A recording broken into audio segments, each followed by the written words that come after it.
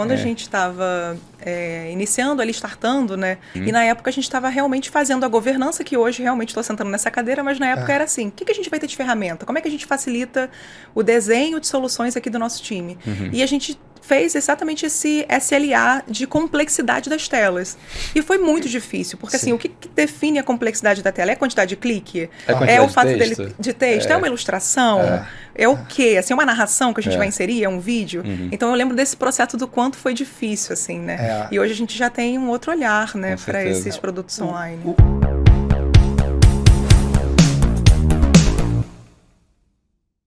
Olá! Seja bem-vindo ou bem-vinda ao nosso evento online Revoluciona RH.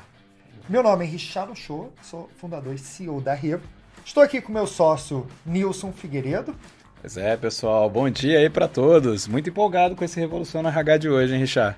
Hoje vai pegar fogo, Vai pegar fogo. E estamos aqui com a nossa querida Suzene, que está atualmente na Vale, mas tem uma carreira enorme na área de treinamento. Suzene, seja muito bem-vinda aqui ao nosso evento.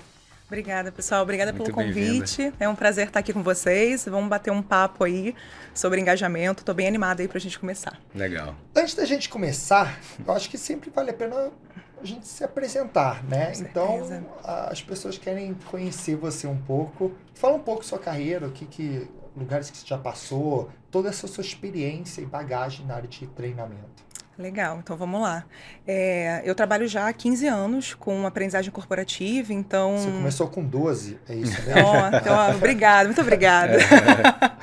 Mas desde, na verdade, no meu primeiro estágio, eu já comecei a trabalhar com educação profissional, né? Então, trabalhei ali com uma empresa que faz a transição entre escola e as empresas, e depois disso eu fui entrando em empresas de diversos setores, né? Então, você começou no segmento de educação mesmo? No segmento de educação. Legal. E, inclusive, a transição para o RH, ela aconteceu no meio desse caminho. Porque antes, quando a gente falava de treinamento e aprendizagem corporativa, isso estava muito relacionado a consultorias, né? Sim. Então, você prestava o serviço, de repente, dentro de uma área da empresa, mas não ligada ao RH. Eu acho que essa mudança de aprendizagem está muito conectada com o RH, aconteceu no meio desse processo de uns 7 anos, né?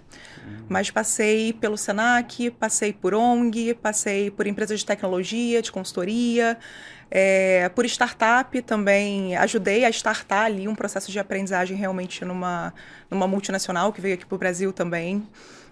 E agora passei também por uma seguradora, fiquei 7 anos lá também.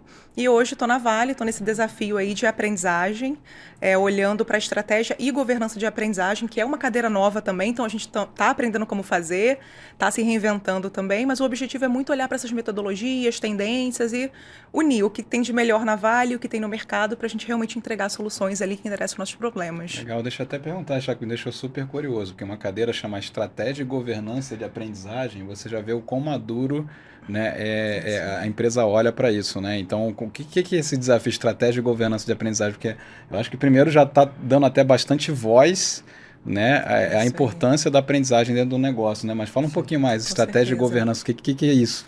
Né? Isso surgiu muito de uma necessidade onde a gente viu que tinham diversas áreas, não necessariamente dentro do RH, fazendo a aprendizagem acontecer dentro da Vale, né? Então, uma empresa com porte da Vale, as pessoas realmente buscam uma aprendizagem por conta própria também, né? Então, essa cadeira, essa área, na verdade, ela surgiu para estruturar de forma global não só as diretrizes e como fazer a aprendizagem na Vale, mas para a gente definir esse modelo, né? Legal. Qual é o nosso modelo? Qual é o nosso papel? A gente também está com um posicionamento forte da nossa marca Valer, então a gente relançou a Valer, que antes era uma universidade corporativa e agora passa a ser um ecossistema. Então a nossa área, ela cuida dessas diretrizes, do modelo, ela é meio que guardiã dessa forma como a gente quer se colocar como aprendizagem dentro da Vale. Legal. Que legal. Eu sempre falo que assim, a aprendizagem, a educação para qualquer empresa precisa estar no coração da sua estratégia. Exatamente. Porque assim, a empresa quer crescer, ela precisa ter pessoas competentes, ela precisa preparar essas pessoas. A empresa quer reduzir acidente de trabalho, a educação é pilar. A empresa quer aumentar a diversidade, a educação é pilar. A empresa quer vender mais, a educação é pilar. Então, qualquer coisa que a empresa queira fazer, a educação é pilar. Mas parece que tem empresas que ainda talvez não perceberam isso tão firmemente assim, né? Uma coisa que eu sempre falo é que qualquer empresa do futuro, uma parte do seu core business precisa ser educação, precisa Correto. ser aprendizagem. Exatamente. Porque senão ela não vai ter uma vida muito longa. Dá para dizer que a aprendizagem talvez é a capacidade da empresa sobreviver aí no longo prazo, né? Sim, sim. Perfeito. E uma coisa que eu fiquei curioso aí, você já com 15 anos de experiência na área de aprendizagem, quando que entrou o digital? Quando que você começou a entrar nesse mundo online de aprendizagem? Essa é uma ótima pergunta, porque a minha primeira experiência ali como estágio, eu comecei como design instrucional sem saber o que era design instrucional, né? Então eu fui Quem nunca, contratar, né? quem nunca, né? De comer, de passar no cabelo, o que é isso? A gente não isso aí. entendia muito bem o que era. A gente tem vários DIs na Revo que DI, também começam assim, a gente tem que Exatamente. ensinar. Tem que isso. ensinar o que é, né? Muitas Sim. vezes a pessoa já faz, mas não tem um nome ali no título. E esse é um exemplo, né? Queremos design institucional, não existe no mercado. Então, como o Revo, nosso core business é ensinar a pessoa. A gente teve que educar, né? Ensinar o nosso time Isso aí. interno o que é isso, né? Porque além de design instrucional, tem o que a gente acredita que é o design instrucional na Revo. Então ainda tem essa, Perfeito. como a gente faz as coisas, né? É isso aí.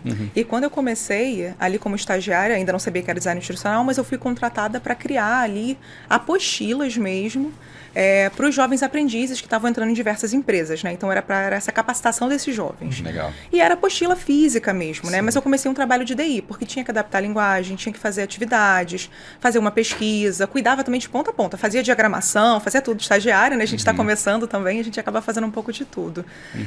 E o digital, ele realmente teve essa mudança dentro do Senac. Quando eu entrei, eu atendia um grande cliente também lá dentro, mas muito com esse olhar do presencial e das apostilas, ainda era esse muito modelo de capacitação técnica, focado nesse físico, né? Mas depois eu fiz uma transição para a área de EAD do Senac. E aí comecei a produzir realmente ali os cursos como DI mesmo, cursos e learnings ali para o Senac realmente. São os cursos que você vê hoje na plataforma, né? Legal. Então fez essa transição ali naquele momento. Mas ainda com um digital muito focado naquelas ferramentas de autoria, né? Então, assim, era Articulate, era bem o início do que a gente estava entendendo o que era esse modelo. Né? Aqueles bonequinhos que vai mexendo na boca. Nossa, Isso aí, muito personagem, né? A história era um pouco essa. Essa coisa no passado parece que era muito cartoonizado, né? Tudo que era curso e-learning, assim, na época, era bonequinho, era desenho, Só que, né? Nilson, não sei se você sabe por que isso. Qual o histórico disso? Eu me pergunto, porque chega um momento, assim, quando eu entrei que eu vim do mercado de tecnologia, quando eu entrei na educação, né? Tecnologia para educação junto com o Richard, eu já cheguei, a gente já estava batendo nesse modelo, falando, não, pelo amor de Deus, ninguém aguenta mais esses bonequinhos, né? Agora, o porquê... Então, eu já comecei em educação em 2004, então tenho 20 anos de carreira, e um motivo de começar com esse modelo mais cartoonizado é porque as pessoas tinham medo do computador. Então, as pessoas tinham medo da tecnologia, não sabiam usar o mouse, não sabia bem como navegar. Então, você tinha que mostrar uma coisa muito amigável. E quando você trazia isso para um modelo mais cartoonizado, tudo bem que você infantilizava, mas você trazia um pouco de conforto, como se, nossa, eu estou numa coisa bem tranquila, e não criava um ambiente intimidador. Legal, menos mal.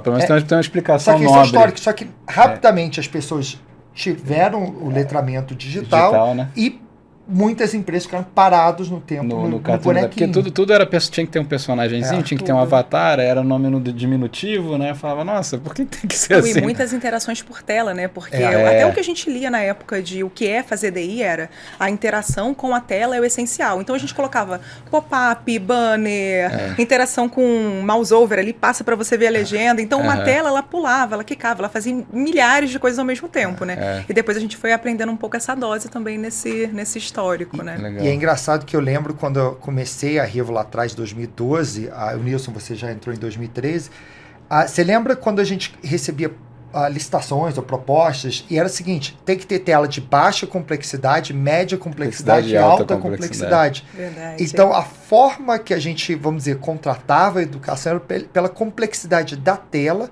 e não a qualidade ou vamos dizer, a história, storytelling, né, que do hoje roteiro. Nossa, isso é super interessante, porque quando a gente estava iniciando ali, startando, né, na época era Telefônica Learning Service, depois virou Telefônica Educação Digital, né?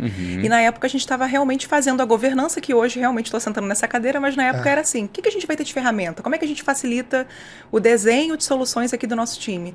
E a gente fez exatamente esse SLA de complexidade das telas. E foi muito difícil, porque assim, o que define a complexidade da tela? É a quantidade de clique? É o fato dele de texto? É uma ilustração? É o quê? Assim, é uma narração que a gente vai inserir? É um vídeo? Então eu lembro desse processo do quanto foi difícil, assim, né? E hoje a gente já tem um outro olhar, né, para esses produtos online. Uma coisa curiosa, assim, eu sempre fui contra esse modelo, até porque quando começamos com a Revo, a gente, por opção, decidiu não usar Flash. Tá? Então você lembra do Flash. Nossa, que dor de cabeça. Isso em 2012. Quando eu comecei aqui em 2012, falando que o futuro era HTML5 e tal, e você lembra, a gente ia para cliente mostrando as pessoas, tá, cadê o personagem? Como que ele pula? Como que ele... E aí não tinha tudo isso. E o HTML ainda era muito simples. Ele era muito estático, né? Essa era a dificuldade da época, se comparado com o Flash, né? Mas eu lembro disso, até quando eu comecei a trabalhar na Revo, né? Quando você me convidou, o Richard tinha me mostrado os primeiros cursos rodando em celular. Então, assim, a gente está falando de 2013, né? Então, vocês têm que fazer uma viagem no tempo com a gente aqui, né? Porque hoje tudo vídeo roda com facilidade, você vê todos os vídeos no celular, mas rodar curso online pelo celular, falava-se sobre o mobile learning, né? E aí, então, aquilo na época, quando eu vi, eu falei, nossa, você é super pioneiro. E ainda bem, né? Que quando eu vi, eu fiquei encantado, eu falei, não, quero fazer parte disso também, né? A gente apostou no cavalo e por acaso... Por acaso foi o cavalo que deu certo. Não, nada por acaso, né? Porque eu lembro que o Flash, na época, a gente teve muita dor de cabeça, né? Porque todos os cursos em Flash simplesmente pararam de rodar, porque a tecnologia foi descontinuada. Então, a gente teve que atualizar uma bateria de cursos, na época eu estava em outra empresa, deu muita dor de cabeça. Então, assim, vocês já estavam à frente de todo esse retrabalho que a gente teve que fazer ali. Quem usou o Flash sabe, gente. E aí a curiosidade disso é que como a gente não podia fazer telas, vamos dizer, complexas, a forma da gente já em 2012, 2013, diferenciar modelos de e-learning sempre foi pelo storytelling do roteiro.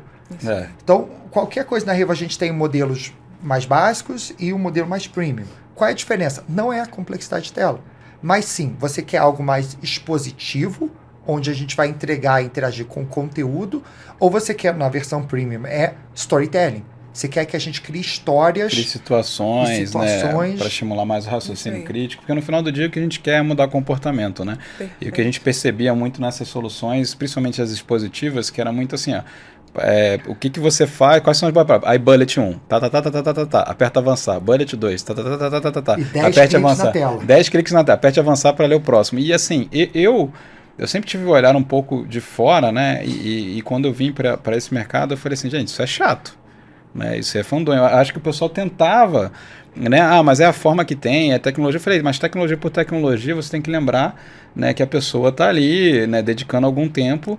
E aí é o famoso que o pessoal falava no inglês, next, né? Apertar, avançar, e a pessoa não aguenta mais e quer concluir aquilo. Então eu acho que o que eu achei bem legal na nossa história foi a gente sempre soube que isso era chato, só que ao invés da gente ficar tentando fazer a mesma coisa, falou, como é que eu faço isso aqui ficar muito mais interessante, muito mais atrativo, né? E até, Suzane, acho que é uma pergunta para você, assim, na tua leitura, o que faz aí um treinamento ser mais ou menos engajador, né?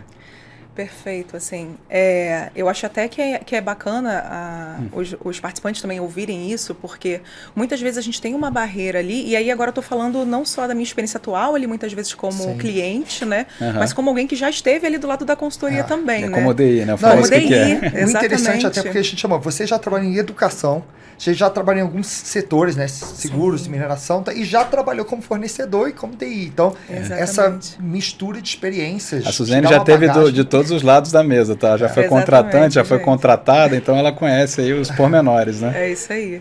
E uma das coisas que eu acho que é interessante a gente pensar, né, sobre como a gente apresenta esses cursos e que as pessoas também, os clientes precisam começar a entender, é que quando a gente vai falar, por exemplo, de ética, né? Na Vale, por exemplo, a gente tem todo ano ali o lançamento de um curso anual global de ética e compliance. Inclusive, a gente fez um trabalho muito bom com vocês também no ano passado. Legal. E o recorte, normalmente, das pessoas é começar do básico. O que é ética, de onde ela surge, o histórico, o contexto. No meu olhar, assim, esse tipo de abordagem, ela é muito mais conteudista. Ela parte de um princípio desse lugar de bullet point. Para mim, isso é o que não engaja. Quase assim, não no sentido, não estou falando no sentido depreciativo, mas é um teor quase que acadêmico. É muito de fundamento. De fundamento, né? E, na verdade, o que vai engajar, e é isso que eu acredito, né? Como que a gente pode engajar as pessoas, é conectar exatamente aquele conteúdo com a realidade daquele empregado, daquele colaborador. Perfeito. Então, se eu simplesmente colocar um conteúdo sobre o que é ética, onde ela surge, a filosofia, isso não vai engajar, né?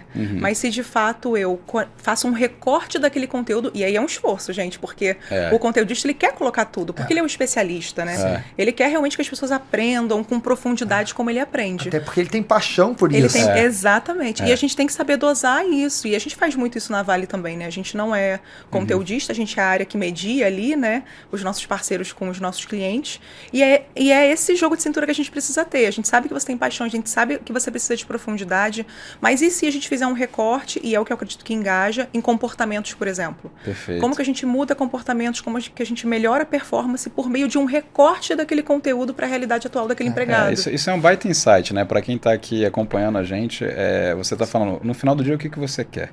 Você quer ensinar tudo ou você quer mudar comportamento, né? Então, você mirar no que traz, é quase uma regra de Pareto, né? Deixa eu mirar no que faz dar o maior resultado, ao invés de eu querer explicar todo o fundamento técnico, teórico sobre aquele assunto, né? E não é tão difícil de ver por aí. Eu lembro sempre de uma consultoria que a gente fez, o cliente falou, eu estou aqui com o meu curso, por acaso é ética também, né? Código de conduta e ética, e ele fala assim, não estou conseguindo engajar. Ele é online, assíncrono, mas não estou conseguindo engajar muito. Aí eu olho lá a capa do curso, primeira coisa que diz assim, seja bem-vindo ao curso de Código de Ética, Código de Conduta e Ética aqui da empresa XPTO, né? Você terá 3 horas para concluir esse curso. Eu falei, essa frase no início, eu já estou perdendo a pessoa. Eu já falei que eu preciso... imediato. De imediato, você terá 3 horas para... E era bem comum os cursos online, né, um pouco mais antigos, e eles falavam assim, você precisa de 2 horas, você precisa de 3 horas para concluir, né? Eu falei, é um Senhor dos Anéis ali, né, do Código de Conduta, né? Então, versão do diretor estendida. Versão do né? diretor estendida. Então, assim, precisa dizer isso, né? Precisa dizer... E é o que você falou. Às vezes eram 3 horas contínuas. Contínuas, né? Então, assim, será que não tem uma forma mais interessante? A gente até brinca lá na Revo, assim, preciso chamar de curso online, né? É por isso que até explica o advento das nossas webséries, né? É muito olhar para o entretenimento, beber de algumas fontes ali e falar assim, será que eu tenho que chamar de treinamento? Né? O treinamento está ali, o aprendizado está ali, tá? Mas assim, às vezes é tudo como eu envelopo. Qual que é a narrativa que eu estou usando? Qual que é o storytelling que eu estou usando? Então é mais ou menos na linha que você está trazendo, né? Exatamente. E também, até quando a gente fala de como que a gente pode realmente engajar as pessoas ali, eu acho que não é só o tipo de estratégia que você escolhe, né? Não é só, vou fazer aqui um curso em primeira pessoa, ou vou fazer uma gamificação. Não é só isso. Eu acho também, é a forma como você conta essa narrativa. Então, assim, tem pessoas, e não só tem pessoas, eu acho que todos nós, a gente é atraído por diferentes estímulos ali, Sim, né? Perfeito. Então, eu posso apresentar alguma coisa de forma muito lógica, e apresentar dados, e apresentar gráficos. Você vai pegar isso... o cara analítico, uma pessoa mais analítica, né? Mas eu também posso pegar essa pessoa pela emoção ali, né? Perfeito. Pelo coração também. Então, a gente precisa mesclar as duas coisas, porque por mais analítico que uma pessoa seja, se for uma história bem contada, ela também vai se envolver, ela também vai se engajar, ela vai se emocionar com aquele conteúdo, né? Então, além das ferramentas, é a forma como a gente conta, é a forma como a gente estrutura esse roteiro para ter essa mescla, essa diversidade, né? E isso vem até da nossa infância. A gente, desde pequeno, assiste histórias da Disney, os filmes, né? Então a gente é impactado e estimulado por histórias. Quando você é criança, seus pais te contam histórias. A própria Bíblia nada mais é do que um monte de histórias para o quê? Moldar os seus comportamentos. Então, quando a gente vai para a empresa e quando a gente vira adulto, parece que a gente esquece isso. Parece que a gente acaba olhando, não, vou parar de criar histórias, dar histórias para dar conteúdo. E o desafio que a gente tem hoje, que é o seguinte, com o ChatGPT, conteúdo virou universal, virou...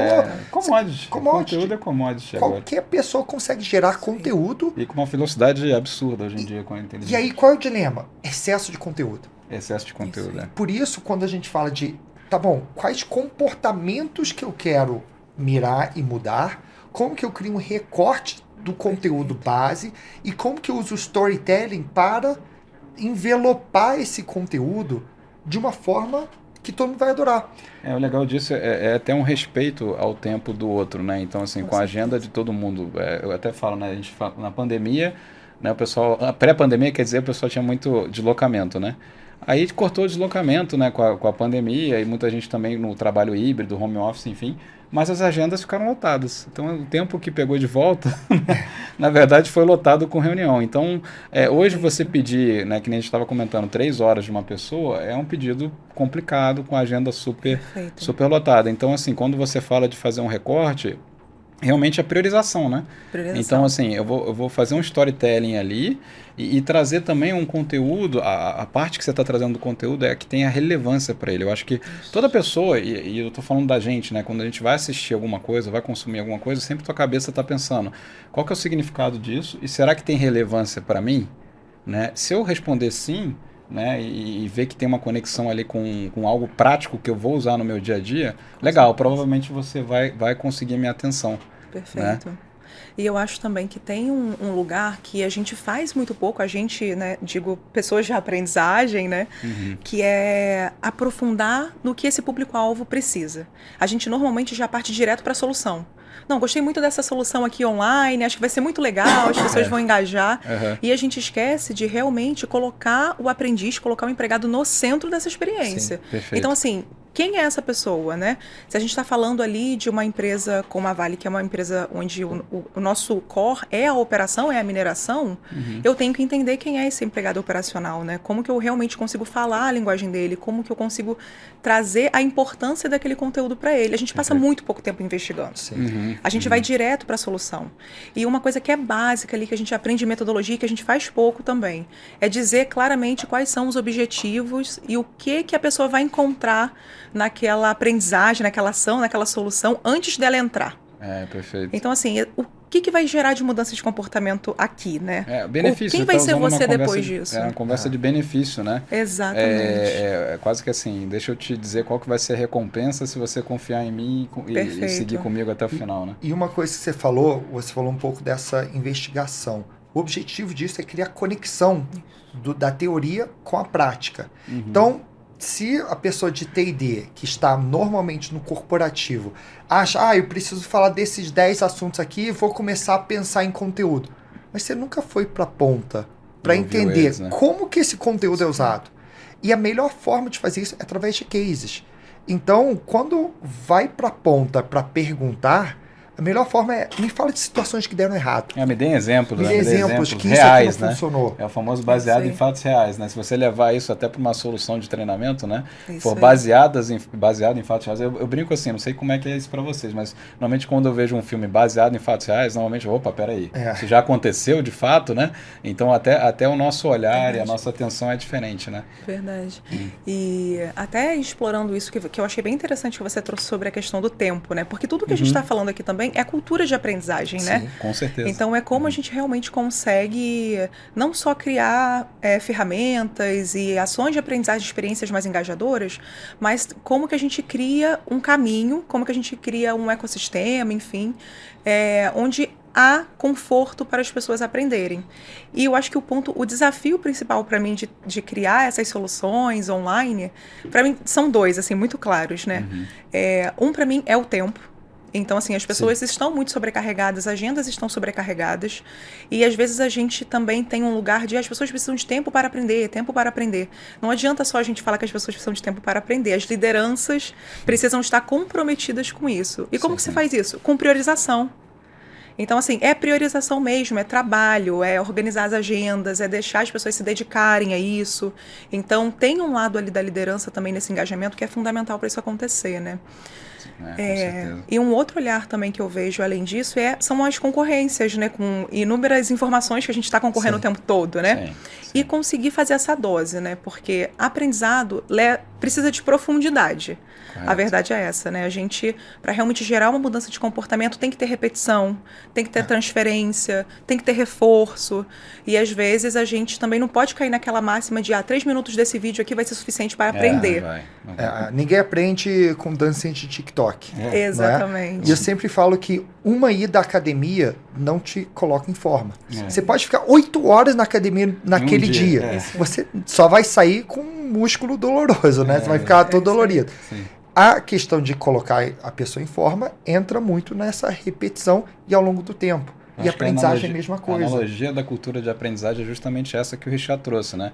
É uma questão de hábito, porque imagina o seguinte, o pessoal fala de treinamento. Normalmente, quando vai atrás de um treinamento, eu tô tentando resolver algum problema do passado. Então, por conceito, ele é reativo. Né? Então, eu estou querendo resolver algum problema do passado. Só que às vezes, tá bom, você entregou um treinamento. Qual que é a expectativa que a gente tem que calibrar? Você não vai resolver todos os problemas do mundo com um treinamento. Né? E aí entra a cultura de aprendizagem, né? Que é a nossa provocação por você ter, né, elementos vindo de várias, né, aprendizagem vindo de várias fontes diferentes, em horários diferentes, em momentos diferentes e com estímulos diferentes. Perfeito. Então, é o hábito aí da academia, eu ter a frequência, eu ter a consistência para que realmente eu ganhe o resultado que na tua analogia é ficar em forma. Né? Perfeito. Agora a gente falou aqui de alguns temas que ajudam o engajamento. Falamos da importância do roteiro, de contar uma história bem contada. Né? Falamos da escassez de tempo.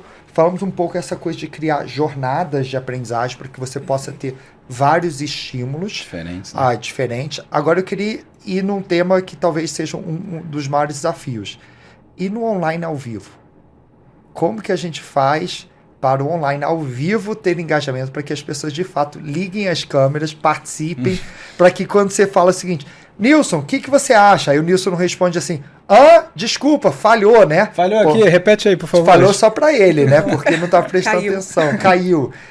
Como que você vê que o ao vivo pode ser usado dentro dessa estratégia? Eu acho que tem um lugar ali desse ao vivo, né, dele não ser só a única estratégia possível e a única entrega daquela solução. Às vezes a gente coloca todos os nossos esforços em uma roda de conversa de 2 horas ao vivo. Perfeito. Isso não só não vai gerar... de tentar resolver com uma única tacada, né? Isso aí. Então, assim, é algo sistêmico que a gente não vai resolver ali com uma Neusaldina pontual. Você vai resolver aquela dor de cabeça ali, ou talvez nem isso, né? Então, a importância de você realmente construir essa jornada de ponta a ponta. E o que está sempre no centro é: por que participar desse treinamento ao vivo? Por que participar dessa roda de conversa, seja qual for a estratégia? Tá claro? Você realmente convidou as pessoas certas? Porque, mais uma vez, é a questão de você investigar o público-alvo.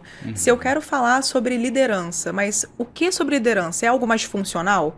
Então, eu não vou colocar uma alta liderança, não vou chamar um diretor, não vou chamar um gerente geral, vou chamar uma liderança funcional ali, um gerente, um coordenador.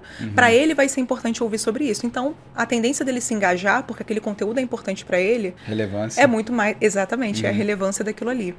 Então, tem essa curadoria também do que vai ser falado, a curadoria do público-alvo, e eu acho que realmente são utilizar estratégias. E aí, nós aqui, ninguém consegue ficar hoje, eu acredito, 3 horas, às vezes, muito tempo, ouvindo apenas uma palestra ali, né, se conectado, porque a gente vai ficar disperso, né, são muitos estímulos, assim. Então, que estratégias a gente vai utilizar ali? Não só das pessoas participarem, mas é convidar as pessoas para construírem conhecimento com você. Porque palestra por palestra a gente pode gravar e disponibilizar, a gente manda no WhatsApp. Não é necessário as pessoas estarem ao vivo com a gente para isso, né? O ao vivo requer participação, engajamento, construção, as pessoas se sentirem realmente importantes e contribuindo para aquilo ali acontecer. Eu sempre falo que o ao vivo é o momento mais caro, seja ele presencial ou online. Porque é o momento que você para todas as pessoas que estão ali, a hora daquelas pessoas, além da hora do custo, a hora que aquela pessoa não está produzindo. Então, a multiplicação disso fica muito caro. Agora, o ao vivo não é o melhor momento para passar conteúdo. A gente sempre fala que a gente precisa ressignificar a forma de ensinar. Então, a dica que a gente sempre dá é o seguinte: conteúdo é o momento da pessoa aprofundar, aprender, a pessoa conseguir ter tempo dela, tempo, né? de estudo. Isso é melhor no gravado.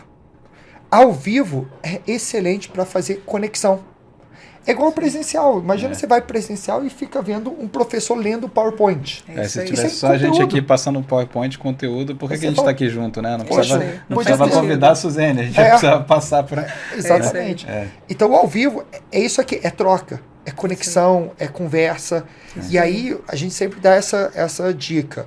Quando você vai para o ao vivo, esquece o conteúdo. Vai para essa troca, faz roda de conversa, usa Miro, usa ferramentas... Provoca as pessoas para interagirem, né? Para as pessoas interagirem, não você fazer um monólogo. Isso é tão verdade que o Richard está trazendo, que a gente percebe que há um tempo atrás era muito assim, principalmente pré-pandemia, né? O que O que é chato eu jogo pro online e é obrigatório, né? Então os cursos de compliance, coitados, eles eram tudo, não, é obrigatório, faz um assíncrono no online, né? Não, liderança eu tenho que fazer algo legal, então eu vou pro presencial. Então a temática puxava a modalidade, né? Se era presencial ou online. E a gente está falando, hoje em dia, o que é online e o que é presencial? Hoje a gente até fala, o E da Revo, assim, tem que parar com essa dicotomia, não é ou um ou outro. Né? Então, assim, hoje a gente está aqui presencial, mas tem muita gente acompanhando a gente online. Então, o que é presencial, o que é online, né? Então, dito isso, a gente está olhando muito mais para a modalidade, não pela temática, se é liderança, se é compliance, mas é assim, será que eu estou usando o online para potencializar o momento síncrono, o momento, seja ele presencial ou online ao vivo, né? Eu usei porque, às vezes, eu vou ter que nivelar todo mundo. Será que juntar todo mundo para nivelar conhecimento é a melhor estratégia? Ou eu nivelo antes, tipo um pré-work, né? No formato assíncrono, para todo mundo chegar no mesmo ponto de partida, e aí eu reúno as pessoas para um momento síncrono para ter discussão. Eu acabei de potencializar já que eu estou juntando todo mundo e a agenda de todo mundo é um desafio, né? Que eu faça bom uso desse tempo. É isso aí. Né? Como T&D, como aprendizagem, o nosso papel ele vai ser cada vez mais construir caminhos para que as pessoas aprendam, construir caminhos para que as pessoas se desenvolvam. E não nós sermos o caminho, porque a gente se colocou durante muito tempo como os provedores ali de conteúdos, de necessidade do que a organização precisava. E não mais. Então, se é um treinamento online, realmente, como que a gente constrói isso e que ferramentas a gente entrega para essas pessoas para que elas continuem aprendendo quando elas saírem daquele momento, né? Perfeito. O pré-work, ele ainda para mim é um grande desafio, né? Porque muitas vezes, dependendo do que for aquele pré-work, a verdade é, quanto mais elaborado for o pré-work, mais desistência você vai ter das pessoas fazerem aquilo. Mas se for algo realmente que engaja, eu acho que aí é o momento da gente usar a emoção. Perfeito, é sensibilizar. É sensibilizar, é conseguir puxar as pessoas para aquela temática. E aí, realmente, aquele conteúdo que precisa ser mais aprofundado é trazer as ferramentas para que elas continuem se aprofundando, continuem estudando e sigam de forma autônoma, né? Sim. Como RH, a gente não consegue controlar isso também. Uma coisa que a gente até escutou, né, já num outro episódio nosso do podcast, era muito uma conversa assim.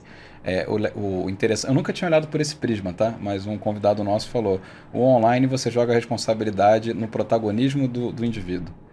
Já parou para pensar nisso? Porque quando você leva para o presencial, mal ou bem, ele fala assim: presencial, eles ficam esperando de T&D alguma ação, né? Então, se não tem uma ação ou algum treinamento lá, ele fala: mas eu estou esperando, né? Existe uma passividade. Agora, quando você disponibiliza online, não fala: não, amigão, tá aí, ó, tua trilha tá aí. A responsabilidade é sua. A responsabilidade é sua. Então, o online ele traz à tona talvez a ineficiência do protagonismo, né? A falta de, né? E uma coisa que a gente tem que ter é um pouco você controlar. A pessoa vai, por exemplo, para o pós-work, para o ao vivo, só se realizar aquela atividade. Então, a gente teve um cliente da indústria farmacêutica que eles fizeram essa amarração. Só que assim, o presencial era 1 hora de curso online e o presencial seria num hotel, um dia fora, tudo mais. E eles falaram o seguinte, só entra quem fizer o online. E aí o que aconteceu? Eles tinham que pegar um ônibus para poder chegar lá. Todo mundo no ônibus estava fazendo o pre-work porque as pessoas não fizeram antes. Os devedores, né? Os devedores fizeram. E quem não concluiu, ficou 1 hora do lado de fora assistindo antes de entrar. E eles reforçaram isso tanto que no segundo encontro deles, todo mundo fez antes. Porque eu acho que já estabeleceu a barra, né? A cultura Exatamente, foi instaurada. a cultura. Então, quando a gente fala que é obrigatório e a gente abre mão das pessoas... não, tá bom, você assiste. Não, se é obrigatório, bota... só 20% vai entrar. Então, só 20% vai entrar e a gente vai dar falta para os 80%, porque isso aqui era obrigatório. E aí, aos poucos, você vai criando essa cultura. Eu gosto desse equilíbrio, né? Porque a gente tem falado muito sobre protagonismo, autonomia. E, assim, isso não é sobre deixar as coisas acontecerem sem a sua governança, sem a sua estratégia. Por isso também que a gente está organizado ali dentro daquela área navalha. Perfeito. Mas eu gosto muito desse equilíbrio. As pessoas precisam de direcionamentos claros. Não adianta só a gente disponibilizar, olha, temos aqui essa grande plataforma para você consumir, lotada de conteúdo. Sem dar direcionamento, mas o que eu faço com isso? Então, esse lugar de mudar a cultura exige muitas vezes um papel também que é chato, que vai continuar existindo, que é de colocar regras claras e dar caminhos claros. Então, se a regra só pode entrar fazendo pré-work, essa é uma regra. Faz parte também da mudança de cultura. A gente não consegue mudar a cultura sem forçar a curva. A verdade é essa. E a gente tá aprendendo vários, assim, como aqui o intuito é compartilhar boas práticas de engajamento, né? A gente sempre pega alguns insights e compartilha.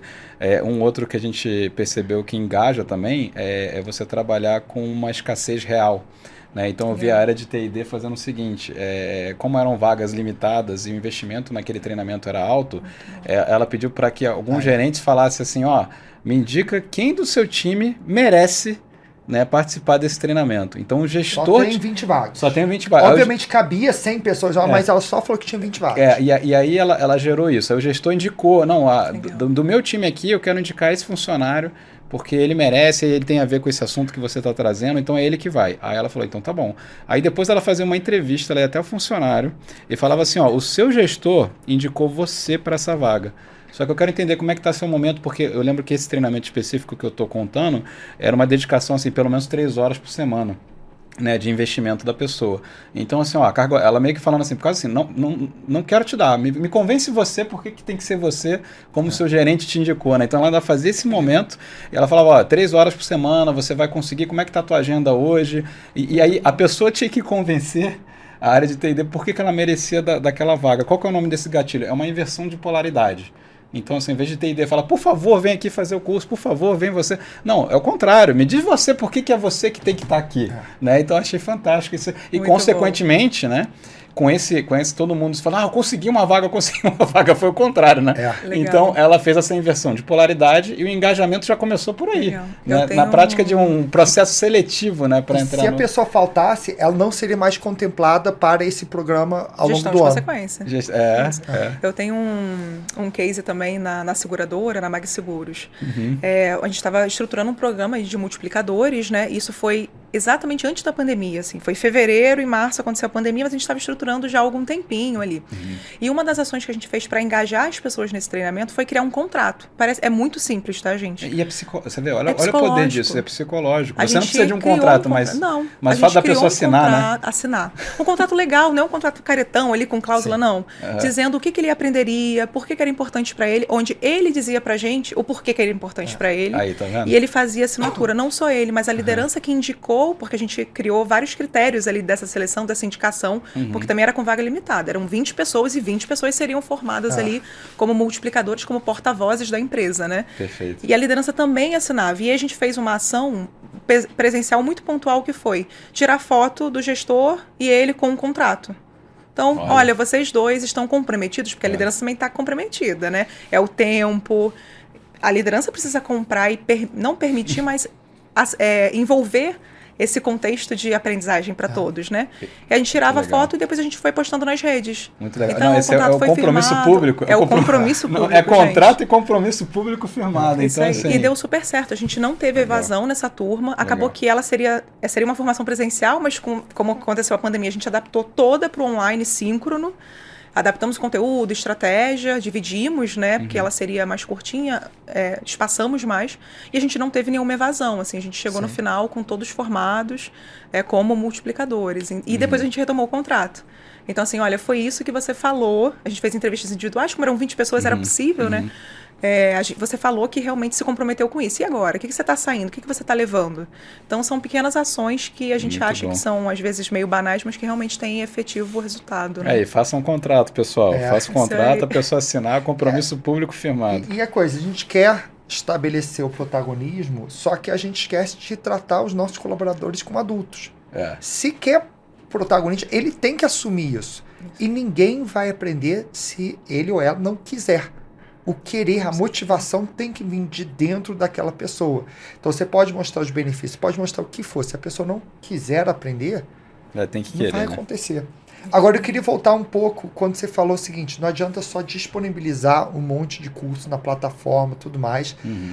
Uma analogia que eu falo muito, que é o seguinte, às vezes eu vou ver Netflix, eu gasto mais tempo tentando escolher a série. Sou eu esse aí. Direto. Não, e eu tenho um escolher problema vendo- pior. Eu fico 15 minutos tentando escolher alguma coisa, eu descubro que eu não, fico olhando, eu fico cansado com aquilo, eu desligo a TV. Desliga a TV. Aí você fica vendo um monte de trailer, depois de 20 minutos você para e diz, não, vou fazer outra coisa. Ficar no Instagram que... É muita E aí, coisa, é muita oferta. A analogia disso vai para o LMS também. Só disponibilizar o exemplo que a gente dá, a nossa plataforma LearningFlix, que é fantástica, todo o nosso catálogo, que é maravilhoso, provavelmente as pessoas não vão fazer.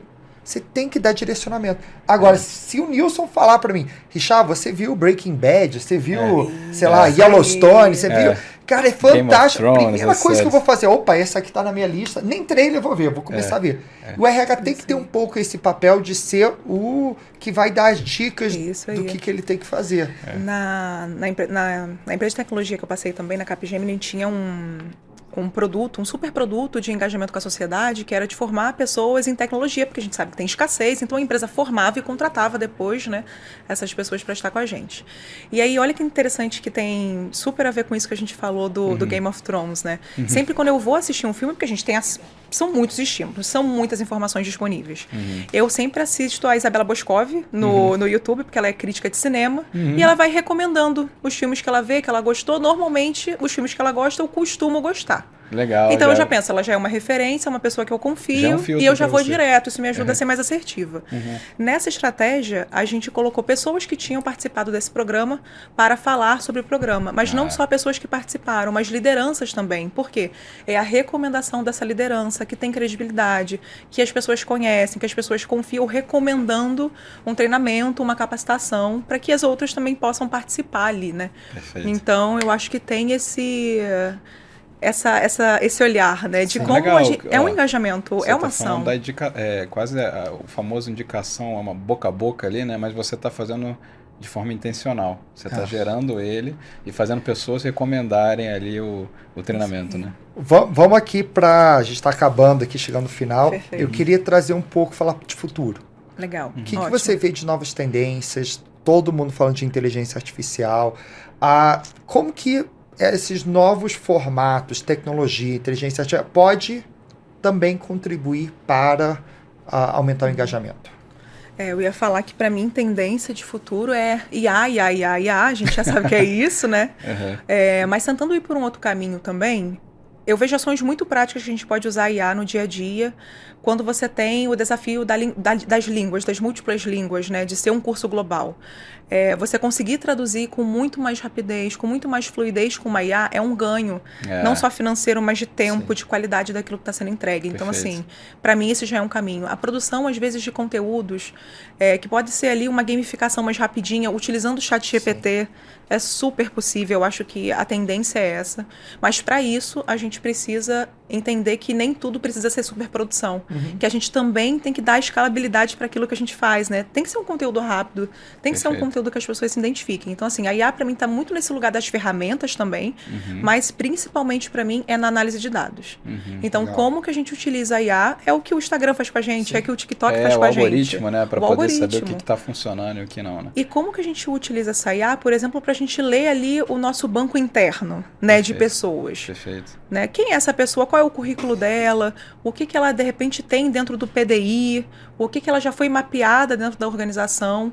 E a gente poder fazer, aí sim, quase que uma personalização, né? Personalizado, uma gestão de conhecimento, mas é individualizado, né? Individualizado. Legal. E customizado da forma correta, porque impossível a gente customizar para 70 mil pessoas o que cada um vai fazer. Perfeito. Mas a IA, ela pode fazer isso. Ela permite que a gente faça isso. Chegue nesse nível, né? Chegue nesse nível, exatamente. É engraçado que, assim, a gente vem trabalhando com IA mais ou menos um ano.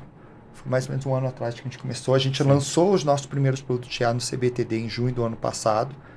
E de lá para cá, eu acho que não tem nenhum projeto que não tem alguma coisa de IA. E aí, quando a gente olha para IA, tem dois grandes campos. Você trouxe análise de dados, que eu acho que é um terceiro, mas queria focar em dois. Um que é produção de conteúdo.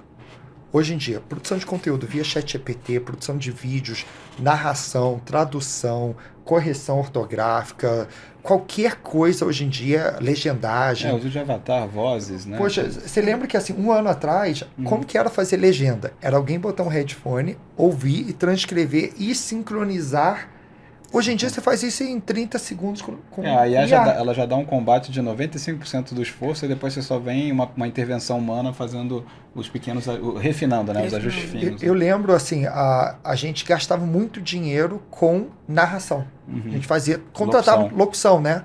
Entrava em estúdio para gravar qualquer tipo de E locução. hoje em dia era, né? Porque se a pessoa errou alguma coisa, de repente o cliente não aprovou, você tem que voltar e regravar. Se mudar, né? Às vezes nem errou, mas se mudar. Não gostou do tom de voz, por exemplo. Mas às vezes dinamismo mesmo, né? O conteúdo mudou. Tô trazendo alguma coisa regulatória, mudou ali. Falou, aí tem que falar conforme o diretor tal falou e o diretor tal saiu. E aí? Acabou, tem que regravar. Então, a gente vem usando muito nessa parte de produção de conteúdo. Hoje, qualquer curso nosso, às vezes o cliente nem sabe. Mas a gente usou em alguma coisinha ali para melhorar. Pode ser na revisão, pode ser o que for. E outra vertente forte que a gente tem visto são as ferramentas, principalmente os assistentes de aprendizagem. O tutor de aprendizagem. Que é o tutor. Então, uma coisa que o RH ele tem uma dificuldade, que é o seguinte: você lança um curso sobre compliance, sobre treinamento técnico, MR, seja o que for, né? Um treinamento de produto, vendas, e a pessoa está lá na ponta e ele tem uma dúvida. Para quem que ele pergunta? Hoje é ninguém. Hoje em dia o curso é assíncrono e você não tem o que fazer. Eu não pergunto. Então, a gente tem trazido muito assistentes de aprendizagem e fica lá uma coisa, tem dúvida, pergunte para a Jude, que é a nossa assistente. E aí a gente começa a ter essa interação com a pessoa sobre o conteúdo, trazendo dados para o RH para saber, essas são as dúvidas que estão acontecendo na ponta, talvez valha a pena reforçar um outro conteúdo sobre isso. Então, isso aí está mudando o paradigma de aprendizagem. A gente fala muito que a gente está saindo de um modelo que é just in time, just in case, que é o seguinte: eu ensino para tudo, para que em algum momento, se ele tiver aquela necessidade, né? Exatamente, para caso ele precise daquele conteúdo, eu consigo entregar. Eu já ensinei e ele sabe. Agora o modelo está sendo outro. Está indo para just in time. Ou seja, o momento que ele precisa, ele tira a dúvida. Eu me lembro que a gente estava com uma grande empresa do setor automotivo e a empresa falou o seguinte: eu tenho um desafio esse ano de fazer 13 lançamentos de carro. 13. Agora imagina, você tem que ensinar tudo. Motor, pneu, produto, velocidade, tudo sobre 13 carros diferentes. É impossível, eu não consigo que o meu vendedor saiba isso. E a gente mudou a estratégia. Então vamos pensar o seguinte: como que a gente traz o básico necessário e o resto é tudo chat e ele interagindo com o tutor. Então eu vejo esses pilares de mudança de paradigmas de aprendizagem, que bacana. Que aí você aumenta o engajamento, volta para o engajamento. E faz uma gestão de conhecimento, né? Sim. Que é algo que está muito, muito quente. Eu acho que voltou a ficar muito quente, né? Em grandes empresas de operadoras. Então, olha que interessante você ter essa possibilidade de fazer a gestão de conhecimento da sua organização também por meio de um chat, por meio de interação, né? Então, isso é muito bacana. E por trás disso tudo é o traqueamento, né? Porque para quem está assistindo a gente, eu adoraria falar assim: engajamento, existe uma solução, é a bala de prata, faça isso. Não. Até pelo nosso papo aqui, você vê que são várias estratégias diferentes, várias boas práticas que você pode implementar para aumentar o engajamento. Só que no final do dia, a gente percebe que para ganhar, né, essa batalha do engajamento, é muito você olhar para os dados. Você falou isso, análise de dados. Então você provavelmente, eu tenho uma frase que eu tenho falado muito que é: pessoas diferentes precisam de estímulos diferentes. Então se você tentar uma única coisa para um grupo, né, grande de pessoas, provavelmente você vai atingir, sei lá, 50%, 60%, tá bom. Aí a análise de dados, ela te ajuda, como é que eu chego nos outros 40%? Né, o que faltou? Então eu usei muito estímulo visual, talvez eu vou fazer a sustentação usando podcast, né, vou fazer recorte, aí eu vou para o auditivo, legal, eu não peguei os 40, mas já subi para 75, né, e agora faltam 25. Então o engajamento, ele faz parte de uma coisa que você... teste de hipótese, né? Então, será que se eu fizer com esse novo formato e dessa forma eu vou conseguir engajar mais? Aí você testa. Se deu certo, continua, né? Se não deu certo, testa outra hipótese. E assim você fica, quase que assim, um antigo ciclo PDCA, né? Então, faz alguma coisa, testa a hipótese, verifica o dado. O dado está respondendo melhor, né? Melhorou o engajamento? Se sim, maravilha, se está no caminho certo, né? Se não, testa outra hipótese. E assim você fica num ciclo, né? Onde você está com... O que você não pode é não olhar. para os dados ou não buscar essa referência, né? E agora a inteligência artificial, e é por isso que eu estou falando tudo isso, né? É porque a inteligência artificial vai ajudar muito a gente no traqueamento do que foi feito, até onde foi, muita taxa de evasão num determinado momento ali de um treinamento. Pô, o que está acontecendo aqui? Né? E aí trabalhar com essas hipóteses para melhorar, né?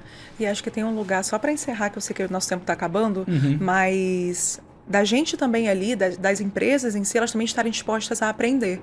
Porque vocês também estão numa jornada de aprendizado. Todo mundo está numa jornada de aprendizado com o IA. É muito novo, é muito recente. Então a gente tem que estar disposto também a estar junto aprendendo. Porque ainda está numa fase muito de customização, de entender, de empreender. É muito novo no mundo inteiro. Eu sei porque a gente está pesquisando muito sobre isso. Como usar, né? A gente tem conversado muito sobre isso também. Então, abertura para o aprendizado, eu acho que é o momento. Se a gente está falando de aprendizado há 15, 20, 30, 40 anos, acho que nunca foi tão verdadeiro como agora. E isso é a provocação para a área de T&D, porque muitas vezes T&D busca ensinar tudo para a empresa, mas não busca se desenvolver na área de T&D, né? Perfeito. Então, primeiro dando os parabéns quem está aqui assistindo. Parabéns, você já está aberto e está aberto a aprender. Se está aqui com a gente, você já está aprendendo. E bem ou mal, alguma coisa a gente fez certo, né? Porque a pessoa está engajada aqui até o final. Exatamente. Legal. Exatamente. Muito bom. E uma última dica para a gente encerrar aqui. Você acha que poderia ajudar quem está lá preso no dia a dia, vendo os números do LMS com treinamento assíncrono não engajando, treinamento online não engajando, o treinamento presencial com no-show alto, não é? Pessoal, se isso está acontecendo, fique tranquilo, isso não acontece só lá na América do Norte. É o famoso, é raro, mas acontece, tá? Só acontecia num país da América do Norte, mas acontece. Isso acontece. O que você traz de um último insight aí que... Uma dica de ouro aí. Algo que a gente está fazendo bastante agora é essa exploração do público. Então, assim, a gente tem olhado muito para o design thinking com esse outro formato. De explorar, de entender as dores, de ir profundamente e realmente naquilo que a gente precisa atacar. Principalmente para entender quais são os canais que essa pessoa quer ser acionada. É um e-mail? É realmente um online? Ou é um WhatsApp? A gente precisa fazer essa pesquisa, que é uma pesquisa muitas vezes de persona, mas não só isso, é uma pesquisa de momento de carreira. Sim. Onde que essa pessoa está? Então, para mim, a dica, que é algo que a gente está apostando, tá? E pode ser que daqui a 2 meses a gente volte aqui e fale outra coisa, é essa pesquisa profunda mesmo de quem é o seu público-alvo e como que a gente vai engajar essas pessoas. Eu acho que está no momento de não só a gente ir na busca das melhores ferramentas, isso vai nos ajudar a fazer a melhor entrega, mas vamos dar esse passo do comece pelo porquê? Sim. Vamos pelo porquê, boa entender provocação. isso? E Sim. Um bom exemplo disso, para quem não sabe, a Revo tem um podcast agora, que chama RevoCast. É um podcast que a gente chama que é podcast dos bastidores. A gente traz pessoas, como a Suzane, com outras pessoas, para contar os bastidores por trás do projeto. E o próprio podcast tem a metodologia PBL, que a gente traz, que é tudo baseado em case. Então a gente pega um case e mergulha de início ao fim. E aí por que eu estou falando isso? O ponto que você falou de ir para a ponta e investigar foi muito o que o Luiz da Seguros Unimed falou. Ele tinha um projeto de onboarding, precisava capacitar 5.000 corretores no Brasil inteiro, e ele tinha uma lista de coisas que ele queria falar. Só que em vez dele falar, vou falar isso, ele pegou cada item da lista dele, foi para a ponta, entendeu como que aquilo acontecia na prática, usava histórias de cada pessoa em cada cidade para compor o roteiro do que ele queria trazer. Então foi totalmente invertido, 100% baseado em conteúdo da ponta, porque ele queria mudar mudanças de comportamentos e trazer isso aí. Então eu vejo muito isso, está muito em voga. A gente tem ouvido muito isso dos nossos clientes. Escutar o público, respeitar o público. Então a gente está no caminho certo. E o que você está falando é respeitar assim, qual que é a rotina do público-alvo, né? Quem vai receber esse treinamento. Eu entendo a rotina dele, eu entendo o melhor formato para atender a realidade daquele público. E tudo envolve o que o já está trazendo. Escutar muito, saber o que ele está tendo desafio na ponta. E só o fato de você escutar e levar para a solução, isso já é por natureza engajador. Porque a pessoa, quando vê, ela fala, olha... Ela se envolve na construção. ela se envolve na construção. Então, ela fala assim, ó... É A feito minha pra mim. história tá ali. A minha história tá ali, né? Foi Aquilo que feito isso pra eu mim. contei. Olha. Foi feito pra mim. A pessoa se Exatamente. enxerga. Exatamente. Legal. Muito legal. Nossa, que aula Muito isso bom, aqui. muito bom. Adorei, Foi Suzane. ótimo. Muito obrigado, viu? É. Gostei bastante. Queria agradecer o seu tempo, né, dedicação, e tenho certeza que se a gente voltar daqui um ano, a gente vai ter muito mais para aprofundar e para Com explorar. certeza. Obrigada, pessoal, pelo convite. Foi um prazer. Aprendi muito também aqui com vocês hoje. Estou aqui pensando, fervilhando para ir pro celular para anotar umas dicas aí. Vai estar Então, gravado. foi Então ótimo. Você vai assiste poder o pegar. replay. Ótimo, boa. Vou assistir o replay. Muito bom. Obrigada, Legal, gente. obrigado Obrigada você, a todo mundo Suzane. que assistiu, ficou aqui com a gente também. Sei. Tá ótimo. Nilson, obrigado aí. Obrigado, Suzane, César. se alguém quiser te encontrar, E trocar Vocês Aonde? podem me encontrar LinkedIn. ali no LinkedIn, Suzane Kovacs, então a gente se conecta por lá, pode mandar mensagem, costumo responder rápido, então a gente vai Legal. trocando por lá. perfeito. Muito bom. Nilson, seu arroba de novo. Eu já falei, @Nil_Figueiredo no Instagram ou Nilson Figueiredo no LinkedIn, né? Pra quem quiser trocar no LinkedIn também. E o meu, @Richardo Show.